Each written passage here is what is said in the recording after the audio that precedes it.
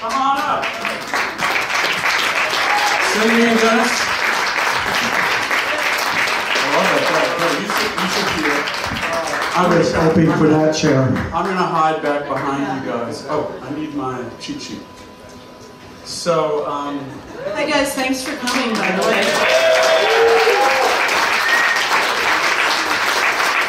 All right, okay.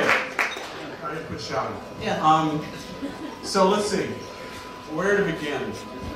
There is, I'll just say that Dennis Dunaway was the bass player and co-founder of Alice Cooper. You may know that band. And Cindy Dunaway, I'll just cut to the chase, sister of the drummer of Alice Cooper, and you guys met before he was the drummer of Alice Cooper. We'll get into that more in more detail in high school. And so, one cool thing about Alice Cooper, one of the many cool things, is that you guys were a real garage band. You started in high school in Phoenix, playing essentially as a garage band. And I'm just going to tell my version of, well, I'll just mention that I got a lot of this info from Dennis's great book, Snakes, Guillotines. You say guillotines or guillotines? Depends which continent on it. Okay. Euro. Snakes, Guillotines, Electric Chairs, My Adventures in the Alice Cooper Group. So, which I'm gonna reference again in a minute. But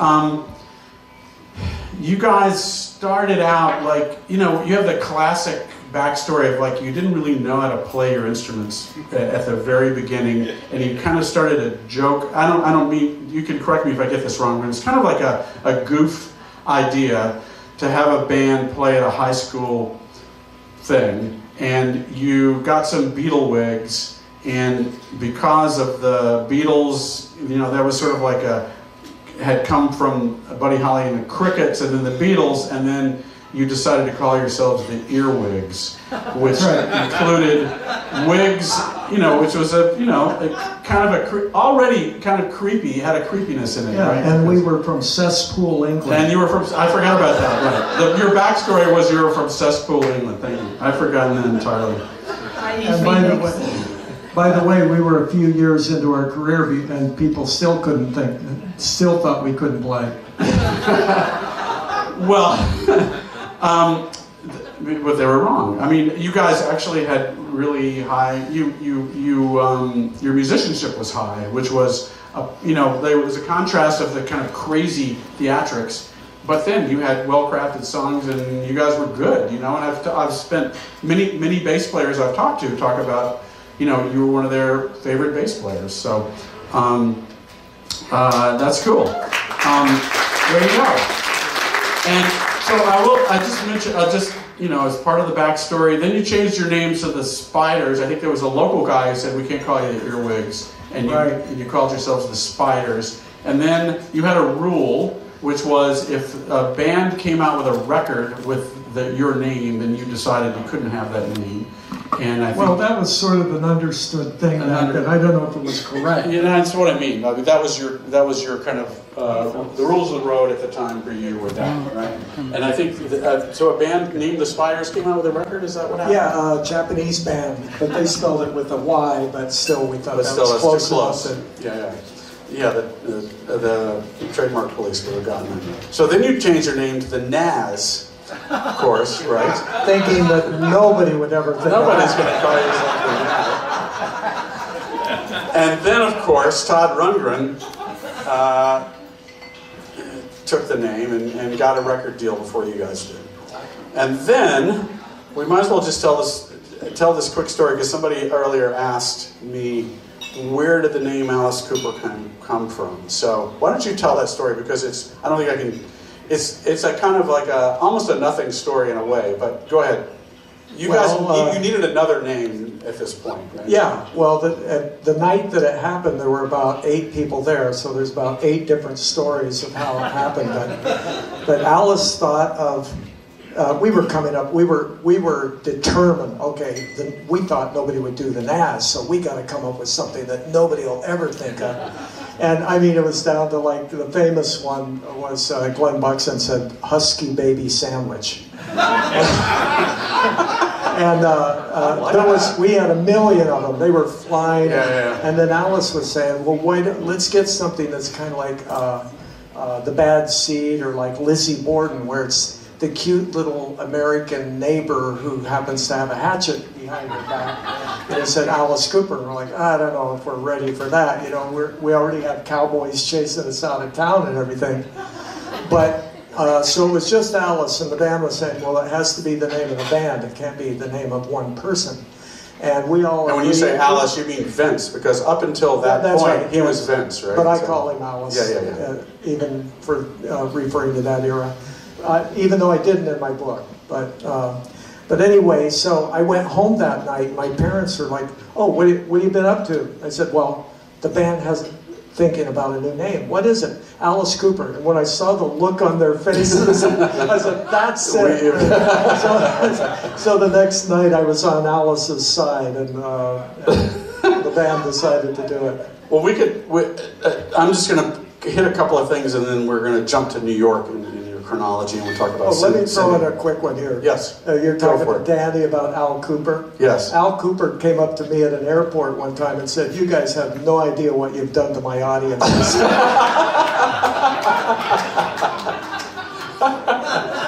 That's good. Maybe we can get Al Cooper to come on this thing and tell us more about that. One thing that I thought, wow, this is cool, because you guys went to LA from Phoenix at some point to try to make it big, and you ended up hanging out with, and I'm just going to list the names that you mentioned, the highlights of the names mentioned in the book. Frank Zappa, who ended up actually signing you to your first record deal, and The Doors, Pink Floyd, who I think crashed in your apartment. Is that true? Pink Floyd came over and stayed at our house one night. Okay. But Well, that's like George Washington slept here, Pink Floyd slept here. That's right. It's turned into they hung out with us for months. Okay, sorry. I don't want to be the perpetrator of that. The Chambers Brothers, Hendrix, Jimi Hendrix I'm talking about now. And I was mentioning, and we were talking with Danny, that Jimmy Page, it was some odd circumstance where Jimmy Page was playing bass for some duo or Yes, something? actually Cindy was there. This was before we were an item, but this was Tucson, Arizona. It was one of the best shows I ever saw. It was the Young Rascals, the Original Animals, and the Yardbirds with Beck and Page. And Jimmy Page was playing bass that night. Wow. Huh. Okay. And Dennis snuck in the dressing room. I actually happened to meet the Yardbirds. Here we go. Well, it's because it's cute. The Yardbirds played with the Spiders at the VIP in Phoenix, and my girlfriends and I met the Yardbirds, and still to this day I'm friends with the drummer still. But they played, so whenever they would play, like my mom drove me down to Tucson to see them play, and so before the show, I knocked on the door, and Jim said, okay, let her in, and Dennis was standing there like this, and so he came in with me, and was standing behind the door like this, not saying a word, just standing there, and it was a really tiny, tiny dressing room, and Jim kept going, who's that guy? Who is that guy? Who's, like who is he? And I'm like, oh God, he was a bass player in the band that opened for you in Phoenix. Little did I know he was the love of my life, but I just think it's hysterical because he just ran in the door with me. It was cute. I was a big fan. When I got inside the room, I realized it was so little, they had their guitars aiming up trying to tune and split up the money at the same time. And I'm going, why did I come in here? Well, okay. I guess that's how you make it in this business, is with chutzpah. I think I've used chutzpah twice tonight already. So this actually, the love of my life phrase will lead us right up to the origin story of Cindy and Dennis. So would you like to tell that story? I think Go ahead. Sure. There was a battle of the bands, and he's already got his microphone up. Tell him to hold yours closer. To correct me. There was a battle of the bands in high school, and my brother's band at the time, the Laser Beats or the Night Riders, one of the two, was in the battle of the bands, and then the Spiders was also in the battle of the bands. So the whole deal was that nobody moved the drum kit. Like, everybody used the drum kit. But when my brother came up to play, he not only refused to use somebody else's drum kit, he had a riser, right? He had a little riser. Yeah. So Dennis That's Neil. Yeah, that's my brother, and all showbiz all the way.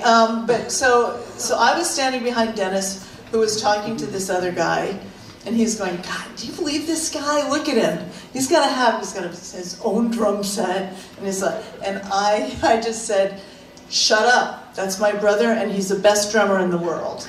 That was those were your first words said together. Shut up. Yeah, I was like, shut up. Don't you say anything bad about him. That is beautiful. Yeah. And I shot from 6 foot 1 inches to 1 inch 6 inches. And then eventually Neil became your drummer. So, and then he was the drummer from, early enough on that he was the drummer, basically, right? 67. Yeah, 67. And then you ended up dressing the band, basically. We're going to see some pictures that relate to this. But when did that first happen? Well, I moved to California because I was going to fashion school in Texas at the time, and the band had gotten into an accident and lost everything. Like it's really amazing. It's a miracle that they all lived, but they lost everything they had in the van. So my brother called me and he said, you're doing what you want to do, like you're working on fashion, you're doing this, and I feel like such a loser and so on. And I'm like, all right, I'm not hearing any of that. I'm going to come out there, I don't know what I can do, but I'm not going to hear you talk about yourself like that. So I had a job at the time and I quit that and I went out to move in with the guys. They all agreed that it was okay. And then when we finally moved into... You were not going to be the Yoko of Alice Cooper. No.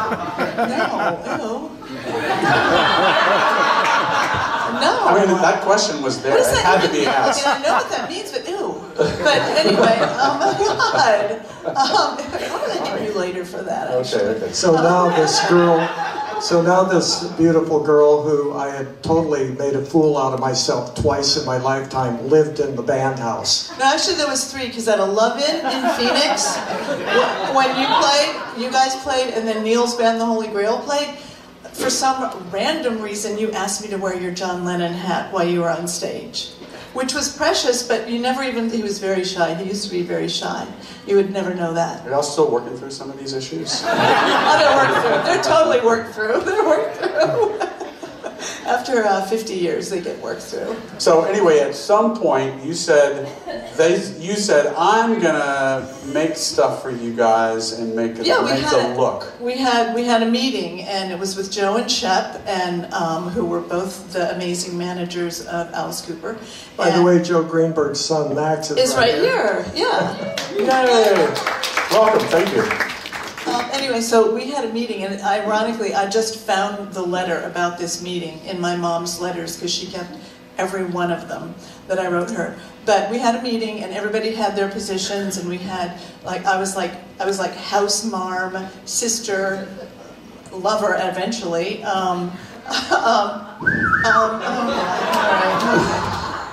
And then, and because I knew how to sew and design, I was a costume. I got to do costumes. And when I said sparkles, that was my idea. They all loved it, and they would wear anything. So that was really easy. Well, you guys had I'm gonna bring this up again later, but you guys had early on. You were trying to do outrageous things to kind of make an impact. You had like origins that with theatrical elements. Just naturally, it seems like, and it's something that you incorporated in your approach to performance from the very beginning, from what I understand. And it was It started in art class, actually, because all I cared about is art. I was very introverted and quiet, and all I cared about was art. And Alice and I met, and when he was, I was 16 and he was 15, and we were in art class. He's the only guy who knew who Salvador Dali and all of those people were.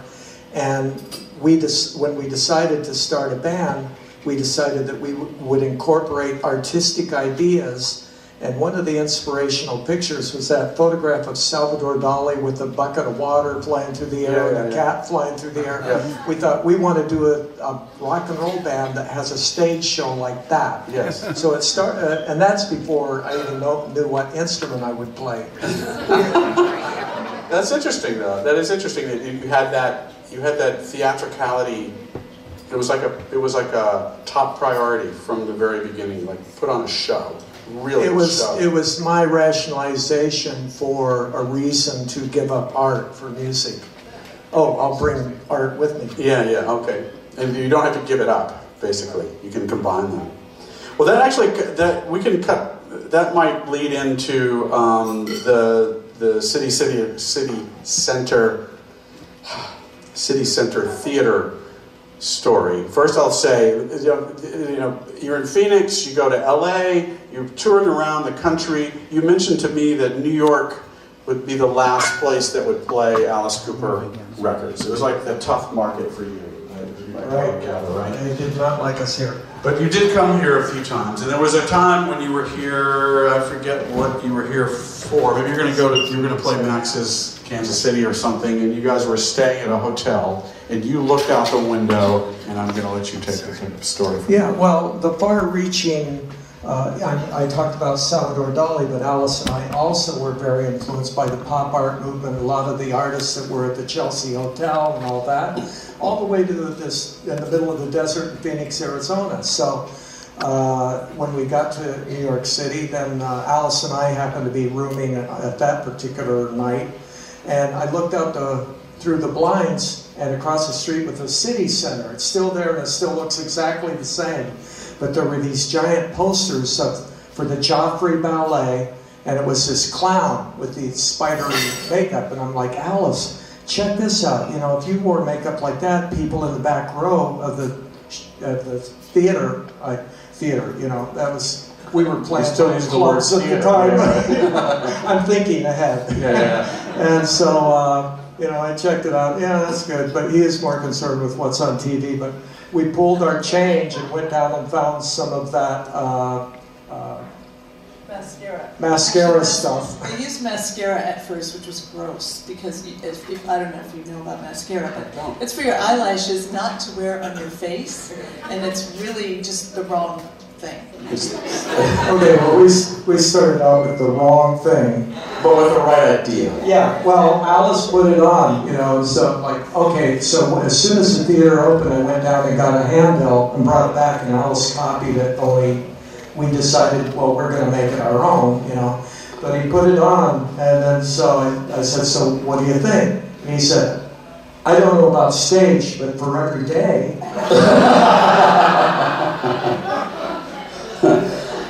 Nice. Well, I'm going to tell one other New York story, then we're going to look at some slides. And it's just because, I don't know, you guys, maybe you can explain, you guys are the band at a party in the movie Diary of a Mad Housewife with Richard Benjamin and Kara Snodgrass, right?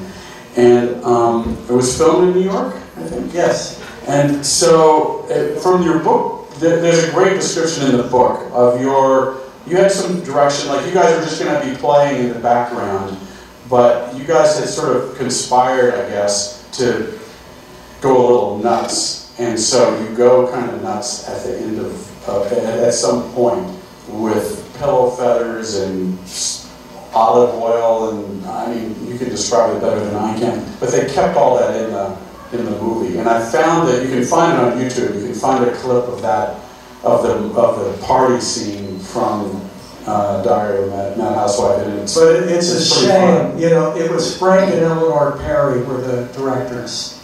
And Frank Perry brought us in. We were the only music in the whole movie. And he brought us in because somebody had seen us, or maybe even he saw us at a club and thought, wow, this will be the craziest New York City party scene that anybody's ever done. He had his promise to show up on the set and just hang out and not tell anybody why we were there, which we did for a couple of days. And then he brought in a bunch of cases of champagne, and then he told us he had gotten like a ton of pillowcases full of feathers and a ton of Wesson oil for Alice to pour on the audience so the feathers would stick. And the scene that's in the film is only a fraction. The raw footage went on forever. When we were done, the feathers were really up to your knee almost. And so when Alice and I saw that, we watched the raw footage, and by the end you couldn't even see anything. It was all just totally white on the screen. And I looked over at Alice and I said, "Needs more feathers." Like more cowbell. But the story about Neil is my favorite from that, because Frank Perry told the crew, okay, anything they want, go get it. And so Neil said, "I need some turkey drumsticks. And I'm going to play a drum solo with the turkey drumsticks." And this guy, it's New York City, the guy comes right back with turkey drumsticks. And Neil is eating them. We were so jealous. Oh man! Well, let's look at some slides. Can we get the slides going? I'm going to pick up my notes, which I just dropped. Okay, tell us about this first picture. Well, this was for Love It to Death? No. Killer. Killer. Okay, my bad. It was for Killer, and this is when actually the whole jumpsuit thing started. And they were playing a Christmas show, a holiday show in Detroit, I think at the East Town. And so we decided to do, everybody was going to get a silver jumpsuit. And, right? Is that right? Yeah, they look gold in the shot, but they they do look gold. They do look gold. But everybody had a different one, so I just changed it up a bit on each one. And then they used them for a photo shoot. This session was done in New York City by Pete Turner. Oh, okay. Yeah. And you're on the left, right? You're Yes. I'm on the left, and what you can't tell in this picture is that it's the only time I can ever remember that Alice and I were having an argument. No, you can't tell that. We were close, so you couldn't tell, but we were back and forth at each other there. What were you arguing about? Why? Do you remember what it was about? I'd rather not discuss it. It's fine. Okay, next slide. Okay, this is you? This is a classic. Yeah, this is you. You're the bass player, right? Yeah, this is classic Dennis, his famous kick. I asked Dennis, so would he do this kick tonight, but I can do it sitting down. He still does it. It's just that he had hernia surgery a couple weeks ago, so we're gonna just. sorry. Ready to go. Sorry, we didn't have to get so personal, but whatever. So the great thing about He this still picture, does it. yeah, the great thing, Cindy was on the road with the band a lot, but she not only made the costumes, but she had to make costumes that would That you could hold do up this under with. all of this stuff. Yeah. Nice. Nice. Did they Thanks. teach you that in Texas? No, actually, I did. That was fashion merchandising mostly, and the biz end of it. But no, I've been sewing my own clothes since I was 10, which is like 30 years ago. Yeah. Next slide. This is my favorite. This is one of my favorite pictures of the band, shots of the band, I think.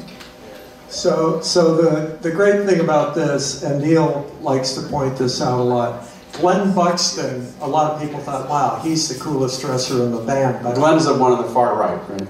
Glenn is Yes. the one on the far right, and Neil is next to him. And Glenn is right. Brother. I mean, Neil is right next to him, but Glenn was known for, he would always borrow stuff from us, and you'd never get it back. Yeah. And Neil likes to point out that everything that Glenn has on belonged to Neil. I've known people like that. And what's the deal with your belt, Dennis? We were traveling around in a station wagon, in the Midwest, and we'd stop at a truck stop and grab food real fast because we had to get to the gig, and I'd jump in in the car, and I wouldn't have a fork, and then after I ate, I'd show up at the gig, and somebody afterwards would say, you have spinach in your teeth, or whatever. So I got a rear view mirror from a truck stop so that I could check my teeth, and I also, at that same night, I had I don't know if you can see it here. Oh yeah, I have a fork bent around my wrist that I got. So if I forgot to get a fork at the truck stop, I could unbend that and use it. It's very creative. I have no comment on that. But I'm glad I asked about the belt.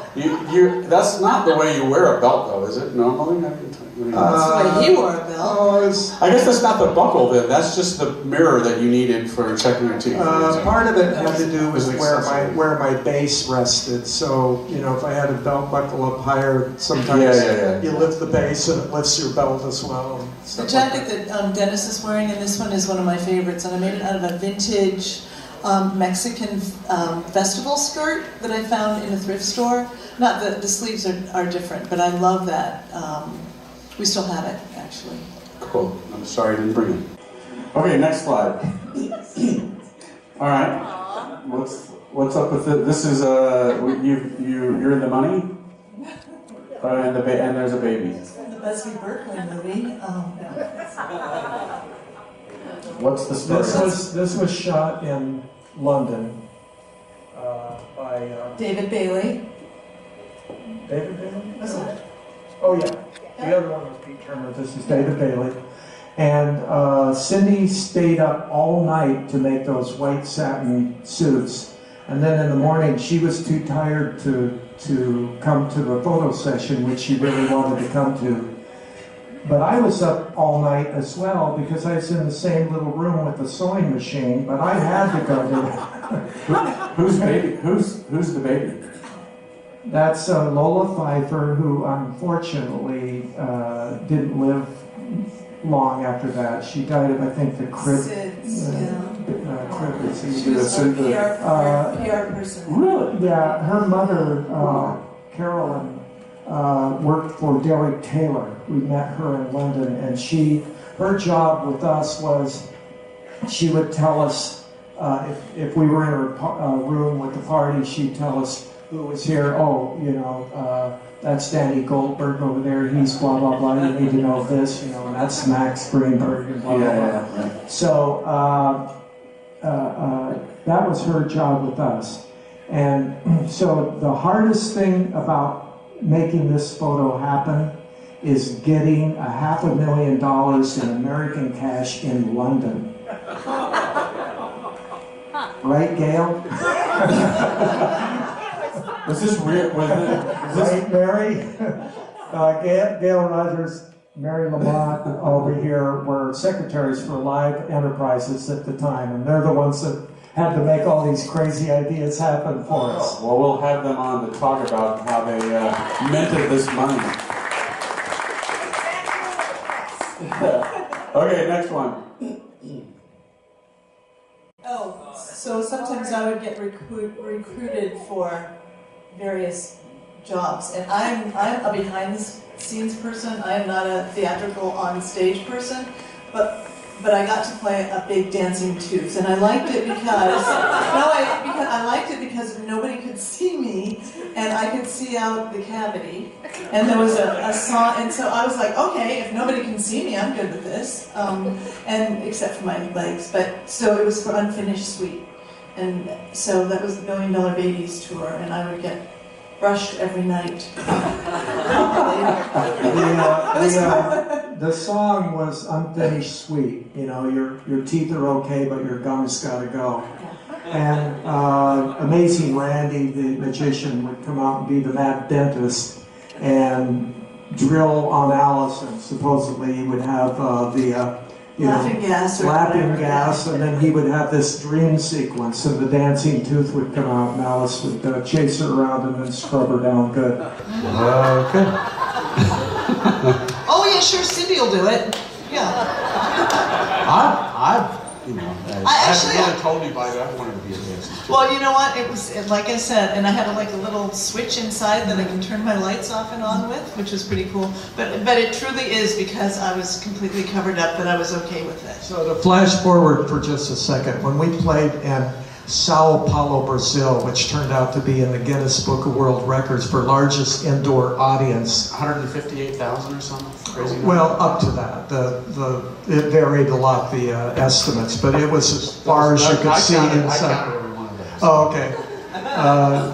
So the people loved the idea of the dancing tooth. And we got back to the hotel, and we're up like a couple stories, and down in the street there's this whole crowd cheering, El Dente, El Dente, El Dente. And It was my Evita moment. it really was. It was just like a guy drove up in a red sports car convertible, and I'm in love with you, El Dente. And then he drove away and came back with a bunch of red flowers. And Cindy's like, what should I do? I said, well, go out and wave to him. And you would have thought it was Evita. And you made the tooth costume? Oh no, Warner Brothers made the tooth costume. Oh, they did? Yeah, unfortunately, it got sent back apparently. That's what we heard. Okay. Yeah. All right, next one. That was an unexpected story. Okay. This is 2017. This is a reunion concert. So, I mean... Yeah, this was Manchester, England. Glenn is no longer with us at this point, right? Right. Actually, Ryan Roxy, who works with Alice, played Glenn's guitar parts. But we did 5 shows in England. This was Manchester. And then we did another show. And then we did Wembley, which was 14,000. But this is the jacket the city designed for me. It's hard to see, but it's got spider webs on it and silver spiders. And on the back is a big silver beaded spider. Cool. Okay, next one.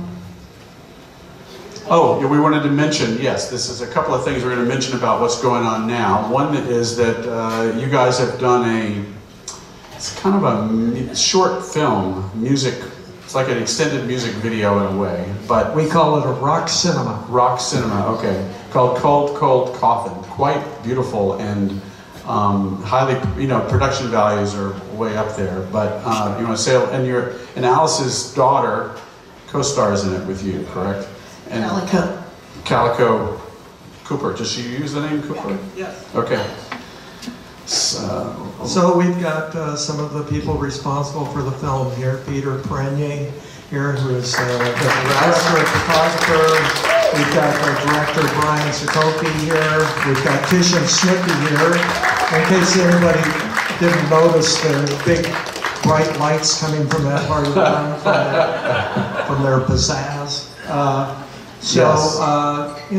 friend of ours, Steve Conti, did a music video, which Peter directed for him, and his bass player was sick, so he asked me if I would sit in and pretend I was playing the bass part, and we had so much fun. Cindy decorated the whole room and everything, and then afterwards Peter said that he would do a music video for me someday, and I played him this song, not even thinking about that. I had just written this song, Cold, Cold Coffin, and I played it for him and his son Orion, and they both said, this is so visual, it's got to be a film. And then it took off. Working on it reminded me a lot of the Alice Cooper group, where all of a sudden we had so many hurdles to be able to get over, to be able to make it happen. But the chemistry of the band, not the band, but it's like the band, everybody the team was like, anything that came at us, we just kept going. Yeah, it's quite beautiful and interesting. So I recommend, you can find it online. I find it online. So. Yep. Okay, next one. Yeah. So Dennis is one of Dennis's current projects is a band called Blue Coop. That's with 2 members from Blue Oyster Cult. Yes. And Tish and Snooki, who are here in the audience, singing backup. And we have done shows right here a couple of times. And you've got 2 or 3 albums out at this point. Our 3rd album, 11 Even, just came out. We've been together for 11 years, and there's 10 songs on the album, but if you wait 11 seconds, there's an 11th song. Wow. And Okay. actually, Andy Hilfiger's here, who I think you put together the first Blue Coupe song, show, right? Yes. Yeah. Andy. Andy. All right. Well, I think we're gonna wrap it up. I'm gonna mention that Cindy, you are writing a book, right? Everybody's writing a book. Everybody's got a book. Yeah, mine will be completely different though. I mean, the whole take. And luckily I was a journal keeper and a prolific letter writer. So I have a lot of things. My mom saved every letter that I wrote to her. A lot of my friends saved letters that I wrote to them. So it'll be a whole different take, obviously, from my eye view of the whole history of the band and a little bit of my brothers and my backstory as well. So I will. You mentioned to me that you were sort of also the members of Alice Cooper. You were sort of their confidant. So there's going to be stuff in there that we won't find anywhere else, right? There is, but discreetly so, of course. Of course. Thank God. I will recommend, and I will just recommend one more time Dennis's book, which is just I'll say the title. Yeah, Snakes, Guillotines, Electric Chairs: My Adventures in the Alice Cooper Group. It's just super entertaining, and also maybe this is a good time to mention that we are proudly sponsored by Audible, and Audible produced the audiobook for your for that book, and you narrated it. So Audible.com. Nice job. So big thanks to Dennis and Cindy. I'm going to ask you guys to go back and enjoy yourselves. Thank you. I'd like to say isn't this a great show? And this is a great venue. Steve and Susan, all thanks in the whole cutting room. And I love Storytown Band. You guys have great songs. Thanks for coming, everybody. Okay, y'all, this is Merry Cyr. Thank you for coming. I'm going to give like the super quick background to who you are, and then you've got some pictures. We're going to look at some pictures, and I'll just say you have a lot of pictures. So we're not going to look at all of them, okay? Shooting for 30 years. Yeah, remember to use the microphone, otherwise people won't hear your pithy sayings. So you're from Massachusetts-ish? Yes, Rhode Island. In Rhode Island. On the border, yeah. Somewhere over there. Westport, Mass is where you live now. Now, so like a backstory little detail that I like to tell, what I'm telling my friends about you, is that when you were 15, you won a modeling contest, and as a result of that modeling contest, you were taken to New York City and photographed by Richard Avedon. I was, it was very strange. I was from a small town, ocean town, Westport, Mass, and as a 15-year-old, there was something called the Love's Baby Soft Modeling Contest, which every girl... Say it again? I'm sorry, I can't say it. Love's Baby Soft Modeling Contest. Love's Baby Soft. Yes, that's right. And keeping notes. It was a perfume that smelled like baby powder and was marketed to 15-year-olds. So I entered that contest. I ended up coming to New York as one of the finalists. They put us up at the Pierre, a hotel, which was very nice uptown, and drove us around in limos. I ended up signing with Elite for a little while, and the thing that was, modeling was okay for a little while, but really the thing I became fascinated with was the photography. I was watching all the photographers and the assistants, and that was the thing that I wished I was doing. So later, when it was time for me to go to college, I applied to Pratt and studied photography. But that was as a result of, being exposed to photography, because through the modeling, because otherwise, being from a small town, I never would have had, access to that or that information. And also it introduced me to New York as well, which is where I ended up coming. And once I came to New York, I knew that was the place for me. Well, there's sort of a New York, Stories from Storytown is all about New York. And something I was going to mention when Danny was here is that, getting an early job working for Billboard, that's not something that's going to happen in many places in the country. We had a previous storyteller, Bob Lall, who was a record promoter, and he got a first job as a record buyer for Corvettes. And that's another job that you don't get if you're living anywhere else. And you were in New York where this stuff is happening, right? I mean, it's just a place of, of activity and opportunities. Yeah, and I didn't really know that as a teenager, but also I was an artist and a little bit of a weirdo, so as soon as I came to New York, I found my place. And so once I kind of got introduced to New York, that was really the place I knew I had to be. And then your first job was with paper? Is that correct? Yes, I graduated from I graduated from Pratt Institute, and then later on, a few years later, I got a gig with Paper Magazine. And basically what happened was they didn't really pay you, but they gave you access to a lot of really great musicians, film directors, actors. So after graduating school, it was a way that I could build my portfolio and, so that I could work.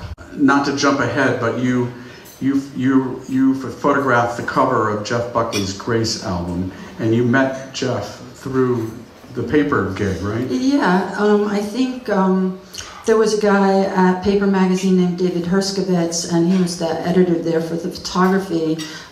So I would do 1 or 2 jobs for him a month, and I think when the thing with Jeff came up, I had a choice, I think, between the actor John Lithgow and this guy who was making a scene over at a place called Chennai. And I was like, give me the musician, So when I initially photographed Jeff, I hadn't heard him play yet, so I didn't really know what his music was like. But I think after that photo shoot, I really felt like that guy is gonna be good. So I went to check him out at Chennai, and he didn't disappoint.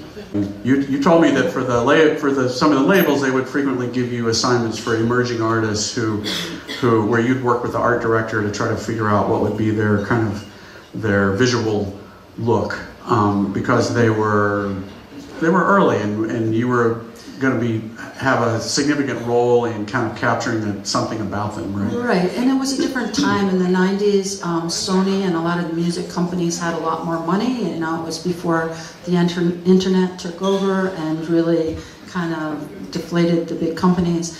So they had a lot of money to put into developing acts. So a lot of times I would get new acts and help come up with looks for them. And I would say texture and a lot of stuff that they could be used in the album packaging to make it, more interesting. Well, I think you sent me a bunch of pictures that were from some of the record label work and from album art, I guess we'd call it.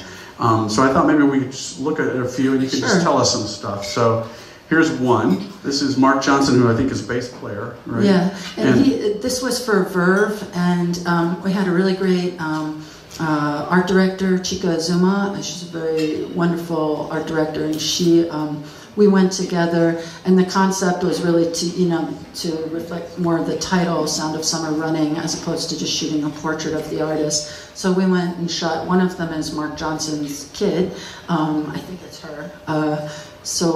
But really, this was really more of a concept album, so that was, I worked with the art director on that. That's Debrat. This is something I shot as part of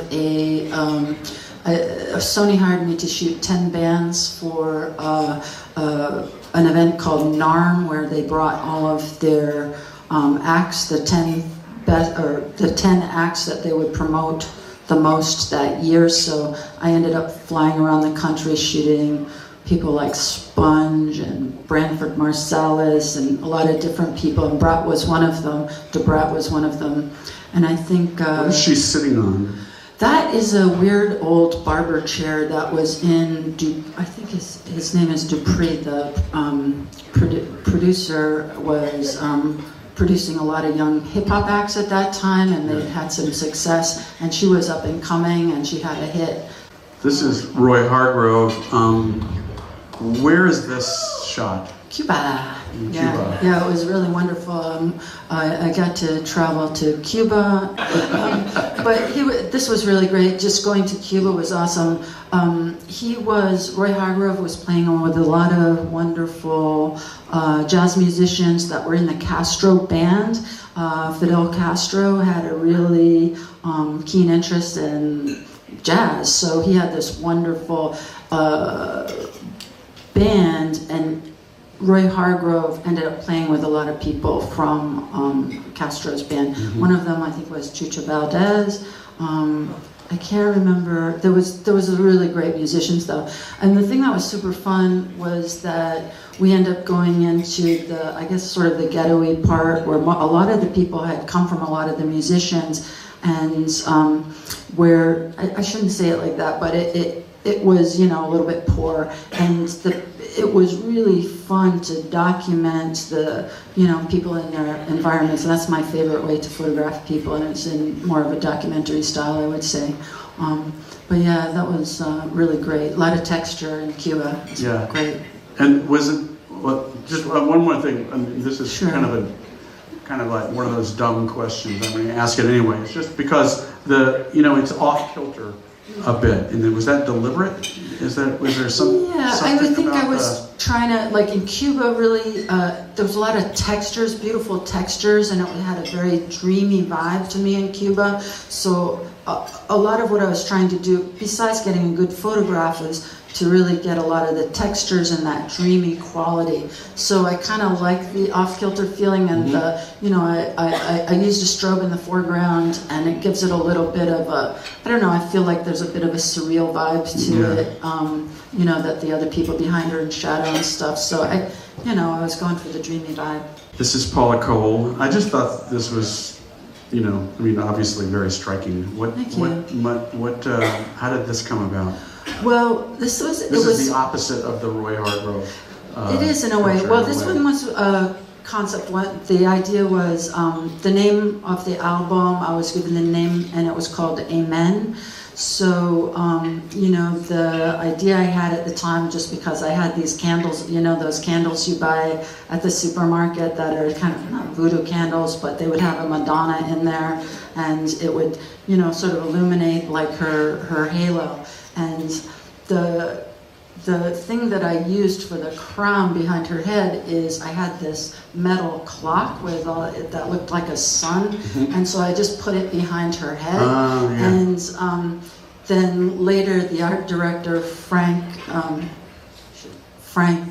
he did the MTV logo. He filled out the crown a little bit and then put the color into the fiery part. But it was really to reflect like a Madonna candle that you would buy in the supermarket.